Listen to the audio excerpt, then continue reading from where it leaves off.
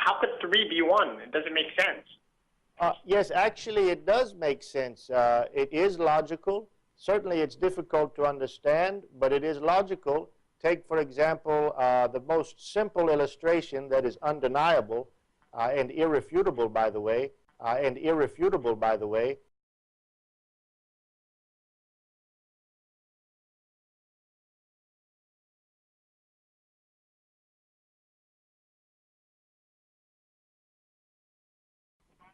Yeah, my name is Eric. This is 29 Acacia Road, and this is Eric, the schoolboy who leads an amazing double life. But when Eric eats a banana, an amazing transformation occurs. Eric is Banana Man. Yes, Eric, welcome to our program. Okay, I have a couple of questions about the Bible. About the Bible. Well, we're always ready to talk about the Bible. Go ahead, Eric. All right. In the Bible, it says that Jesus went a little further, fell down on his face, and prayed. Who is he praying to? Jesus is praying to God the Father. Of course, as a Christian, we believe that God is one, and yet he's also three. This is the doctrine of the Trinity. Don't get what you're saying here, Patrick. Okay, so I believe, and Orthodox Christianity believes, that God is one Spirit, yet he's eternally existing in three persons, Father, Son, and Holy Spirit. So Jesus the Son, who is God, is praying to God the Father. That's what we believe.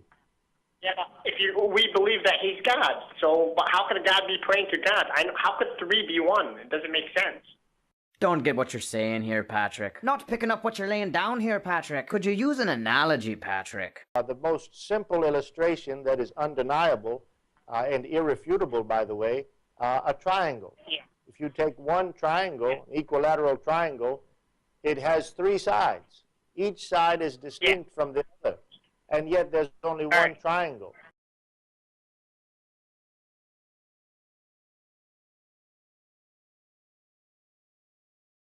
A triangle. Yeah. If you take one triangle, an equilateral triangle, it has three sides. Each side is distinct from the other, and yet there's only one triangle. Partialism, a heresy which asserts that the Father, Son, and Holy Spirit are not distinct persons of the Godhead, but are different parts of God, each composing 1/3 of the divine.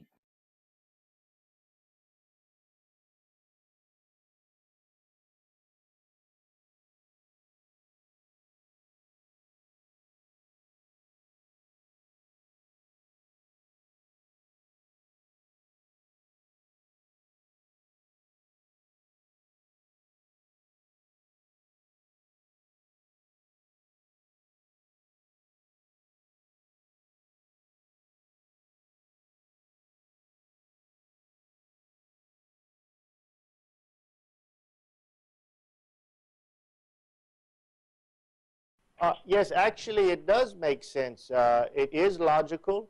Certainly it's difficult to understand. So that is, it is not, the Trinity is not a logical inconsistency. It is difficult to understand. And so when I came to the very interesting Moody Bible Institute doctrinal statement, I was surprised and somewhat shocked to find them saying, God is a person which revealed himself as the Trinity in unity, Father, Son, and Holy Spirit. Three persons, and yet one God. I'll read that again. God is a person, three persons, and yet one God. This does not propose anything to our minds that makes any sense at all. It's entirely incoherent. One person cannot be three persons. But you know, the Athanasian Creed that was recited week by week in church for centuries simply says that the Father is almighty, the Son is almighty, the Holy Spirit is almighty, but this is not three almighties, which leaves the human brain in a fog. It's no better than saying this is a chair, that's also a chair, and that's another chair, but it's really one chair. We are not talking coherent language. And I'm reminded of the famous statement of a Dr. Hay, who lectured at Cambridge on the Trinity, and he said, we must be always industrious to say that our Trinity is completely incoherent and completely unintelligible. It makes no sense at a basic language level. And therefore it leaves the brain in a fog and communicates nothing.